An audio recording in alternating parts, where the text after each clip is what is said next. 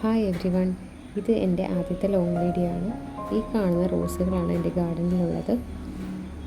നല്ല മഴയുള്ളത് കൊണ്ടിട്ട് എല്ലാ പ്ലാന്റ്സും ഞാൻ ഷെയ്ഡിൽ വെച്ചിരിക്കുന്നതായിരുന്നു. ചെറിയൊരു വെയിൽ വന്നപ്പോഴേക്കും ഞാൻ പുറത്ത് വെച്ചതാണ്. ചില പ്ലാന്റ്സിൻ്റെയൊക്കെ എല്ലാം നല്ല രീതിയിൽ മഞ്ഞളിച്ച് വന്നിട്ടുണ്ട്. ഇനി അതെല്ലാം കട്ട് ചെയ്ത് കളഞ്ഞ് അതിന് വേണ്ട കെയറൊക്കെ കൊടുത്ത് റെഡിയാക്കി എടുക്കണം. നമ്മളൊരു പ്ലാന്റ് വാങ്ങി മാറ്റി നട്ട ഉടനെ അതിനെ ഫ്ലവർ ചെയ്യിപ്പിക്കാതെ പ്ലാന്റിനെ ആദ്യം ഹെൽത്തി ആക്കി എടുക്കുകയാണ് ചെയ്യേണ്ടത്. അതിനുശേഷം മാത്രം ഫ്ലവർ ചെയ്യിപ്പിക്കാൻ നോക്കുക. പിന്നെ റോസ് ചെടികളിൽ പൂക്കൾ ഉണ്ടാകാനായി നമ്മൾ കുറച്ച് കാര്യങ്ങൾ ശ്രദ്ധിക്കണം.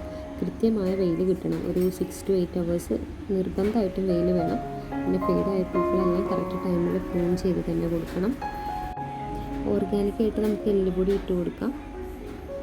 പക്ഷേ റോസിന് കുറച്ചുകൂടി നല്ലത് കെമിക്കൽ ഫെർട്ടിലൈസേഴ്സാണ്. ഇവർക്ക് ഒരുപാട് വളങ്ങളുടെ ആവശ്യം ഉള്ള ഒരു പ്ലാന്റാണ്.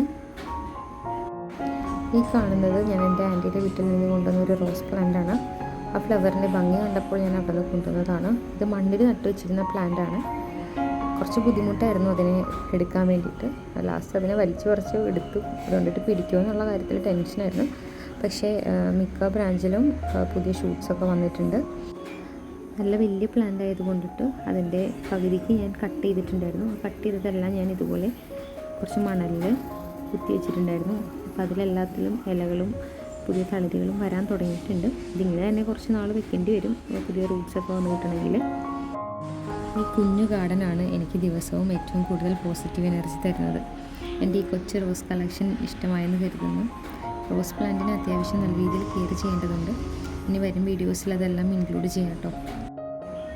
അപ്പോൾ വീഡിയോ ഇഷ്ടമായെങ്കിൽ സബ്സ്ക്രൈബ് ചെയ്ത് അത് സപ്പോർട്ട് കൂടി ചെയ്യണേ. അപ്പോൾ ഇത്രയേ ഉള്ളൂ. Okay, by.